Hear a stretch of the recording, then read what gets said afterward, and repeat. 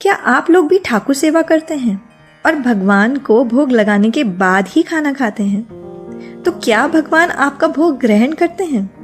आज एक ऐसी कहानी सुनते हैं जिसमें भगवान वाकई में अपने भक्त का भोग ग्रहण करते हैं। ये कहानी है एक छोटे से बालक की जो रोज अपने नाना जी को ठाकुर सेवा करते हुए देखता था और हट कर बैठा कि मुझे भी ठाकुर सेवा करनी है। नाना जी ने कहा कि ठीक है, एक दिन मैं तुम्हें इसका मौका दूंगा। आखिर में वो एक दिन आ जाता है। नाना जी को बाहर गांव जाना होता है और वो इस छोटे बालक को बुला के कहते हैं कि तुमको ठाकुर जी की सेवा करनी होगी जब तक मैं वापस नहीं आता। बालक बहुत खुश हो जाता है, पूछता है ठाकुर सेवा कैसे करनी है नाना जी? मैं बिल्कुल करूंगा। नाना जी बताते हैं कि भगवान के लिए स्वादिष्ट सा भोजन तैयार करना है जो तुम्हारी माँ कर देगी और उसके बाद तुम्हें उसे भगवान को भोग लगाना है। जब भगवान खा ले तो तुम्हें खा लेना है। इतना आसान है। बालक खुश हो जाता है, कहता है ठीक है, मैं पक्का बहुत अच्छे से ठाकुर सेवा करूंगा।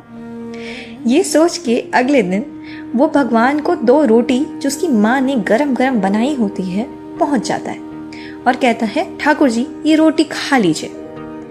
देखता है ठाकुर जी नहीं आते रोटी खाने, तो वो सोचता है शायद ठाकुर जी शर्मा रहे हैं। मैं यहाँ से चला जाऊंगा या पर्दा ढक दूंगा तो ठाकुर जी खा लेंगे। पर्दा ढक देता है, थोड़ी देर बाहर चला जाता है, वापस आता है तो रोटी चौंकी तौ पड़ी होती है। परेशान हो जाता है, कहता है शायद भगवान को भूख नहीं है और नाना जी ने कहा है कि ठाकुर जी को खिलाने के बाद ही खाना है, तो मैं खाना नहीं खा सकता ना। बाहर आता है, माँ कहती है रोटी खा ले, तो वो कहता है मुझे नहीं खानी। माँ सोचती है कि पगला गया है या आसपास कहीं खा लिया होगा। ज्यादातर गांव में कहीं पे भी बैठ के लोग खा लेते हैं। ऐसा नहीं है कि आपको अपने घर ही खाना पड़ेगा। आजकल ऐसा कम होता है पर पहले ऐसा ही होता था। तो अगले दिन भी ऐसा ही होता है। अगले दिन भी 2 रोटी लेके जाता है और भगवान से कहता है हे भगवान, आज तो आपको भूख लग गई होगी, आज रोटी खा लें, मुझे भी भूख लगी है। भगवान आज भी नहीं आते। बच्चा परेशान हो जाता है। भूख तो बहुत तेज लगी होती है उसे और ठाकुर जी खा भी नहीं रहे होते। एक और दिन बीत जाता है। तीसरा दिन छोटा सा बालक पेट में चूहे कूद रहे हैं, रोटी लेके जाता है। भगवान से कहता है हे भगवान, आज तो खा ले, अब तो 2 दिन हो गए, ऐसे क्या तुम्हें भूख ही नहीं लगती? मुझ पे तो दया करो।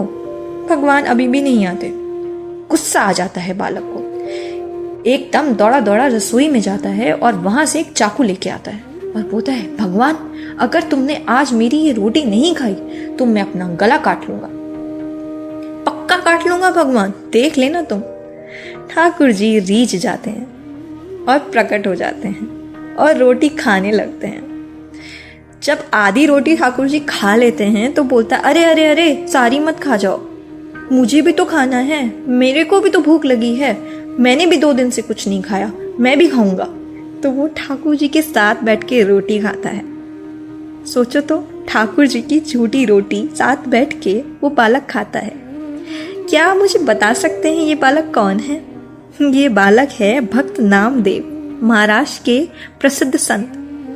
भक्त ऐसे ही होते हैं। उनका मन इतना साफ होता है कि भगवान हमेशा उनके पास आते हैं, उनकी बात सुनते हैं, उनसे रीझ जाते हैं और गले से लगा लेते हैं। क्या आप और मैं ऐसे ठाकुर जी को खाना खिला सकते हैं? मुझे पक्का यकीन है कि ये भक्ति हमारे अंदर आ गई तो ठाकुर जी तो यहीं बैठे हैं हमारे आसपास।